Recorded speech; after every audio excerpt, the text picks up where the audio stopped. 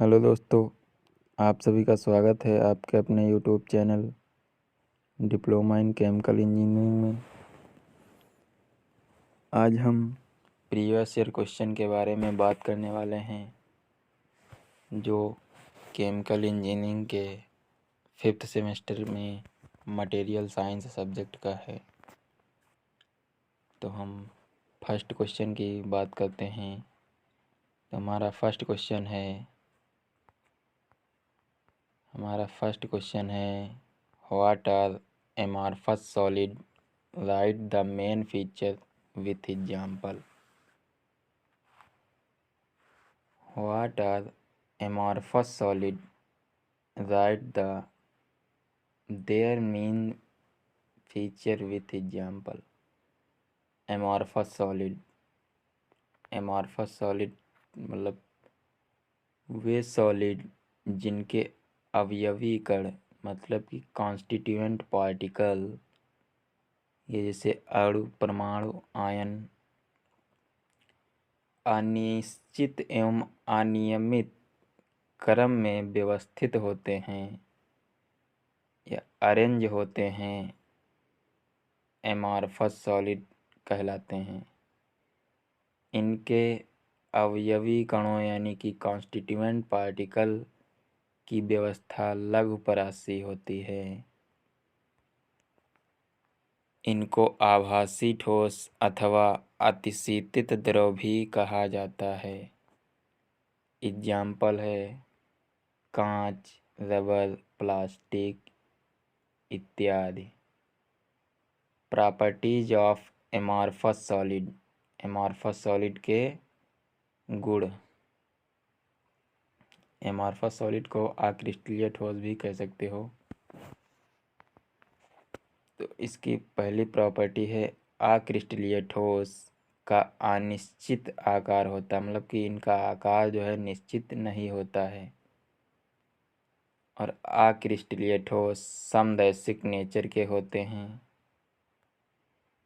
अगला पॉइंट है इसमें अवयवी कणों की व्यवस्था लघुपरासी होती है। कॉन्स्टिट्यूएंट पार्टिकल की व्यवस्था अरेंजमेंट लघुपरासी होती है। नेक्स्ट पॉइंट है अक्रिस्टलीय ठोसों का मेल्टिंग एंथैल्पी निश्चित नहीं होती। मेल्टिंग एंथैल्पी है वो अक्रिस्टलीय ठोस की निश्चित नहीं होती है। अक्रिस्टलीय ठोसों को आभासी अथवा अतिशीतित द्रव के नाम से भी जाना जाता है। हम बात करते हैं नेक्स्ट क्वेश्चन की। नेक्स्ट क्वेश्चन है explain the Schottky defect and Frenkel defect with example. कि शॉटकी दोष एंड फ्रेंकल दोष क्या होता है। तो हम बात करते हैं शॉटकी डिफेक्ट की। शॉटकी डिफेक्ट है हमारा जब किसी क्रिस्टल में एक आयन का pair negative and positive pair सामान्य क्रिस्टल से लुप्त हो जाता है।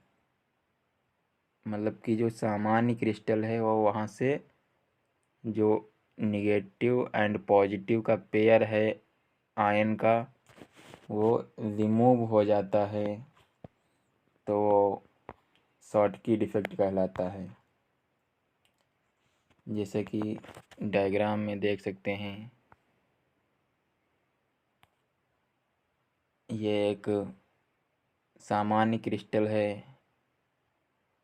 ये सामान्य क्रिस्टल, इसमें सभी आयन प्रेजेंट हैं, लेकिन ये शॉटकी डिफेक्ट है तो इसमें एक पेयर, ये देखिए, ये इसका देख सकते हैं, ये आयन A+ एंड B-, ये पूरा पेयर क्रिस्टल से रिमूव हो जाता है, मतलब कि पूरा ही निकल जाता है। यह शॉटकी डिफेक्ट कहलाता है। Properties of Schottky defect. Schottky defect के गुण क्या हैं? तो चलिए, समान संख्या में पॉजिटिव आयन एवं निगेटिव आयन क्रिस्टल से लुप्त हो जाते हैं। जैसे कि जितना पॉजिटिव आयन लुप्त होंगे उतना ही निगेटिव आयन लुप्त होंगे। नेक्स्ट पॉइंट है, positive ion and negative ion का आकार लगभग समान होता है। नेक्स्ट पॉइंट, इसमें आयन क्रिस्टल के बाहर निकल जाते हैं। जो क्रिस्टल था, क्रिस्टल से ये जो क्रिस्टल है इसमें से आयन जो हैं वो बाहर निकल जाते हैं, क्रिस्टल में नहीं रुकते हैं। शॉटकी डिफेक्ट में क्रिस्टल की डेंसिटी डिक्रीज, मतलब कि कम हो जाती है। जो आयन हैं वो बाहर चले जाते हैं, तो इसलिए शॉटकी डिफेक्ट की में डेंसिटी डिक्रीज हो जाती है। इसमें डाई इलेक्ट्रिक कांस्टेंट का मान चेंज नहीं होता है। जिस क्रिस्टल में कोऑर्डिनेशन नंबर का मान मैक्सिमम होता है, कोऑर्डिनेशन नंबर मतलब कि समन्वय संख्या का मान मैक्सिमम मतलब अधिक होता है, उस क्रिस्टल में शॉटकी डिफेक्ट पाया जाता है। कुछ एग्जाम्पल हैं जैसे कि NaCl, sodium chloride, potassium chloride, CaCl, EtC या इत्यादि। Frenkel defect. फ्रेंकल डिफेक्ट जब किसी क्रिस्टल में आयन अपने स्टैंडर्ड प्लेस से इंटरनेशनल स्पेस में या अंतराकाश में ट्रांसफ़र हो जाते हैं, तो इसे फ्रेंकल डिफेक्ट कहते हैं। ये हमारा आइडियल क्रिस्टल है। ये आइडियल क्रिस्टल है, तो इसमें जो आयन हैं सभी प्रेजेंट हैं, लेकिन आपने डिफिनेशन में पढ़ा कि जो आयन हैं वो मतलब ट्रांसफ़र हो जाते हैं अंतराकाश में। तो यहाँ पर का जो आयन है A+ वो ट्रांसफ़र हो गया यहाँ पे। Properties of Frenkel defect. Frenkel defect के गुण। तो फर्स्ट पॉइंट है, पॉजिटिव आयन अपना लैटिस पॉइंट छोड़कर स्पेस में आ जाते हैं। जो अपना पॉइंट होता है जहाँ पे वो होते हैं, वो स्थान छोड़ के अन्य स्थान पे आ जाते हैं।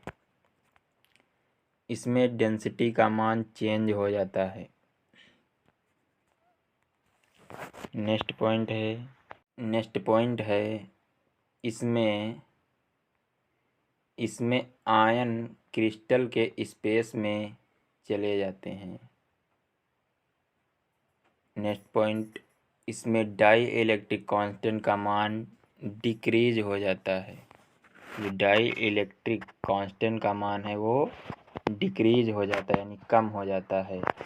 इसके एग्जाम्पल हैं AgCl, ZnS, AgBr, EtC। AgBr में दोनों डिफेक्ट पाए जाते हैं, सिल्वर ब्रोमाइड। नेक्स्ट क्वेश्चन है आपका, write short notes on solid state and Bravais lattice. आपको ठोस अवस्था, सॉलिड स्टेट मतलब कि ठोस अवस्था, and Bravais lattice, lattice means जालक, ब्रेवियस जालक पे आपको लिखना है पेपर में। तो सॉलिड स्टेट मैटर की वह अवस्था जिसमें कॉन्स्टिट्यूएंट पार्टिकल लैटिस में संवृत संकुलित रहते हैं तथा जिस कारण पार्टिकल गति करने में असमर्थ रहते हैं ठोस अवस्था कहलाती है। मतलब कि मैटर जो मटेरियल है उसके जो कॉन्स्टिट्यूएंट पार्टिकल है वो बहुत पास पास लगे रहते हैं, जो गति करने में असमर्थ होते हैं, तो वह ठोस अवस्था कहलाती है। ब्रेविस लैटिस या ब्रेविस जालक। ब्रेविस फ्रांस के साइंटिस्ट थे जिन्होंने क्रिस्टल के स्ट्रक्चर पर अध्ययन किया, जिसके बेस पर यह बताया कि यूनिट सेल में कॉन्स्टिट्यूएंट पार्टिकल की स्थिति के आधार पर 7 प्रकार के क्रिस्टल होते हैं। ये फ्रांस के साइंटिस्ट थे, इन्होंने क्रिस्टल के स्ट्रक्चर पर अध्ययन किया, जिसके बेस पर यह बताया कि यूनिट सेल मतलब कि इकाई सेल में कॉन्स्टिट्यूएंट पार्टिकल के स्थिति के आधार पर 7 प्रकार के क्रिस्टल सिस्टम होते हैं, जो निम्न हैं। Number 1 cubic, number 2 hexagonal, number 3 tetragonal, number 4 rhombohedral, number 5 orthorhombic, number 6 monoclinic, number 7 triclinic. अब हम बारी बारी से एक एक को देखते हैं।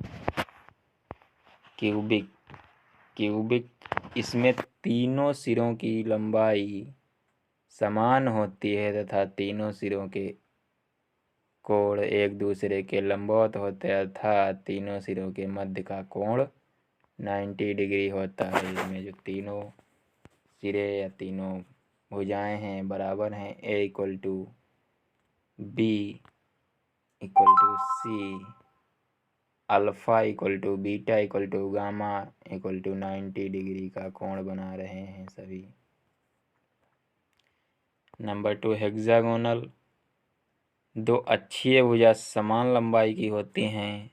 इनमें जो है 2 भुजा समान होती हैं, एक भुजा की लंबाई असमान होती है तथा 2 अक्षीय कोण 90 डिग्री और एक अक्षीय कोण का मान 120 डिग्री या 120 डिग्री का होता है। A = B ≠ C, alpha = beta = 90 degree and gamma = 120 degree का कोण होता है। बात करते हैं नेक्स्ट पॉइंट की।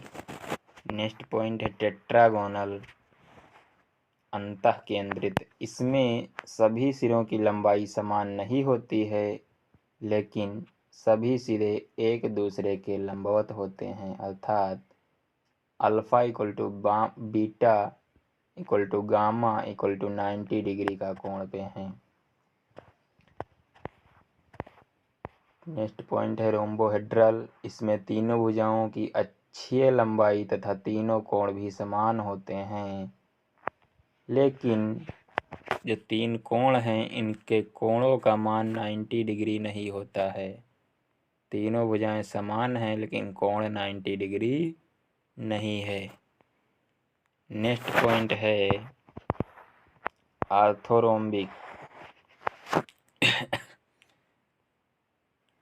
आर्थोरोम्बिक।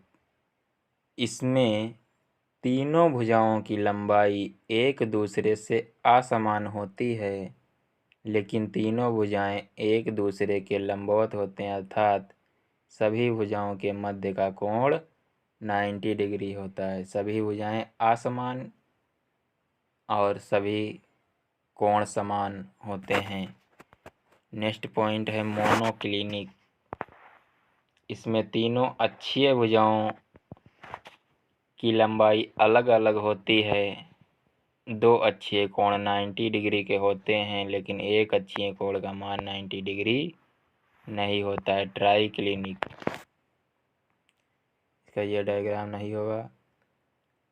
ट्राइक्लिनिक, इसमें तीनों अक्षीय लंबाई और अक्षीय कोण असमान होते हैं, लंबाई भी असमान।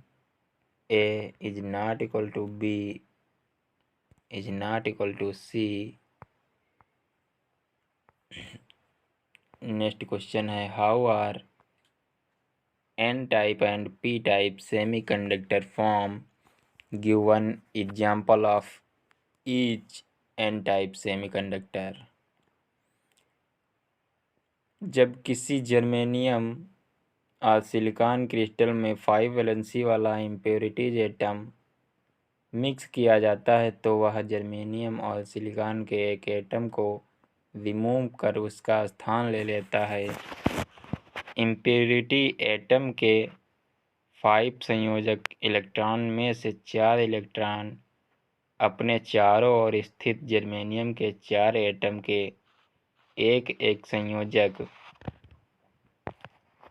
इलेक्ट्रॉन के साथ सहसंयोजक बंध बना लेता है। इसको फिर से देख लेते हैं।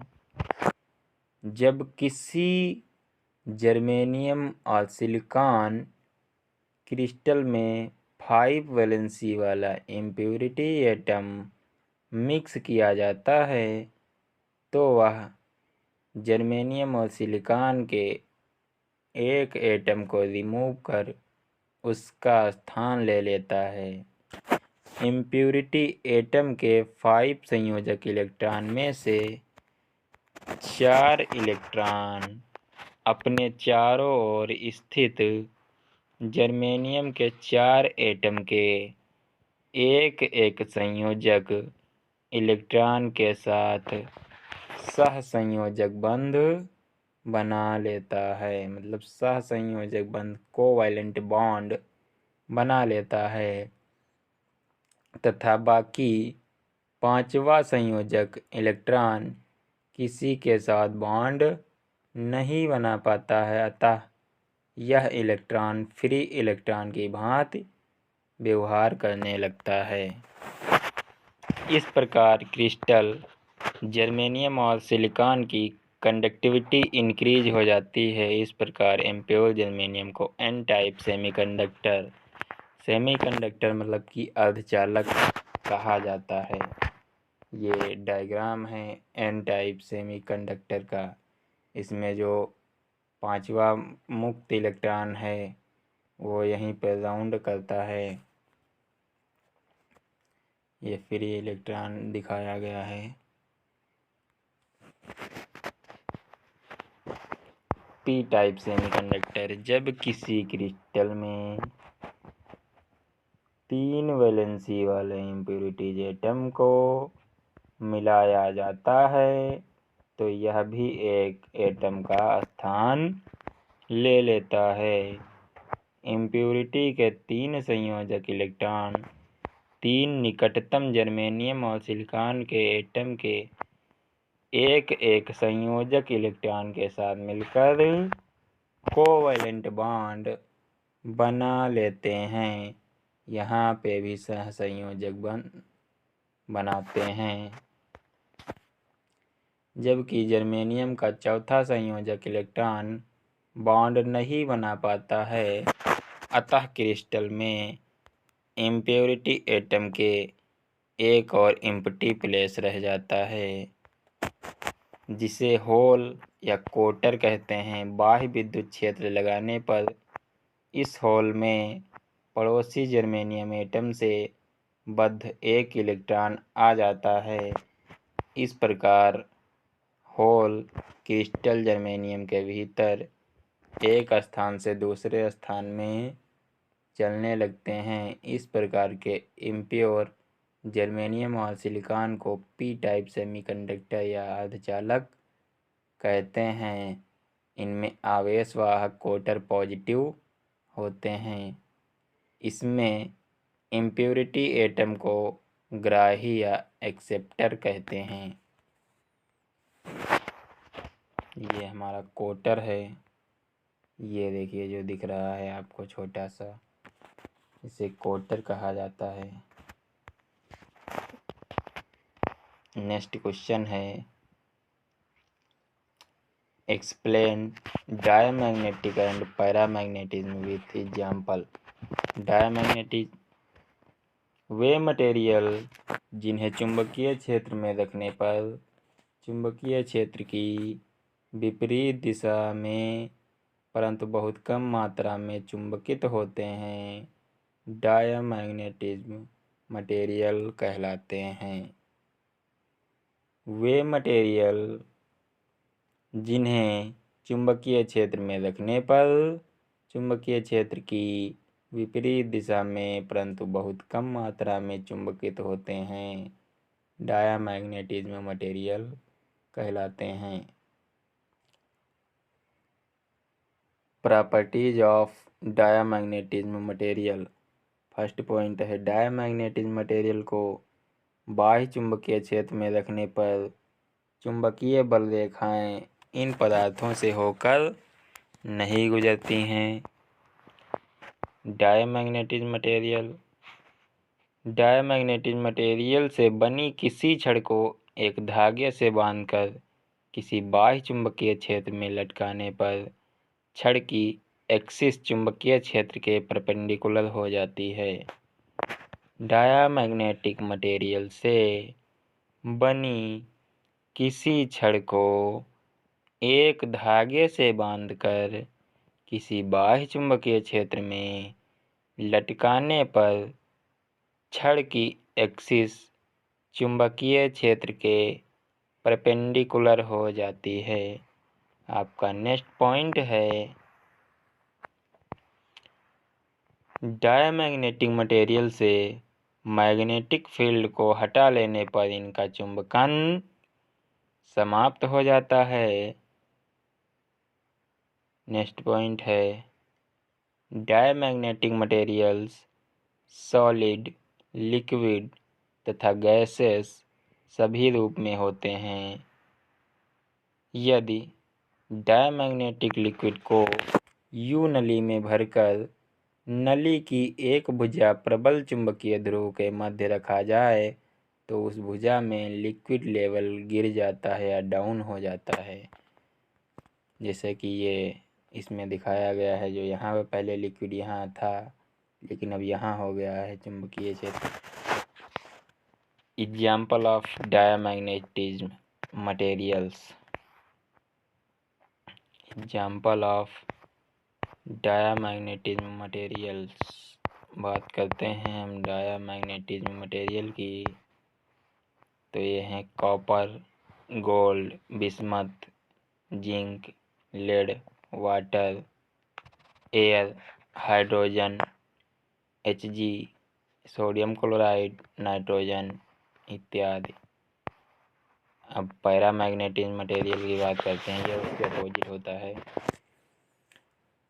वे मटेरियल जिन्हें चुंबकीय क्षेत्र में रखने पर चुंबकीय क्षेत्र की दिशा में ही परंतु कम मात्रा में चुंबकित होते हैं, पैरामैग्नेटिज्म मटेरियल कहलाते हैं। फिर से देख लेते हैं, वे मटेरियल्स जिन्हें चुंबकीय क्षेत्र में रखने पर चुंबकीय क्षेत्र की दिशा में ही परंतु कम मात्रा में चुंबकित होते हैं, पैरामैग्नेटिज्म मटेरियल कहलाते हैं। Properties of paramagnetism material. First point है, पैरामैग्नेटिक मटेरियल को बाह्य मैग्नेटिक फील्ड में रखने पर मटेरियल चुंबकीय क्षेत्र की दिशा में परंतु कम परिमाण का चुंबकत्व ग्रहण कर लेता है।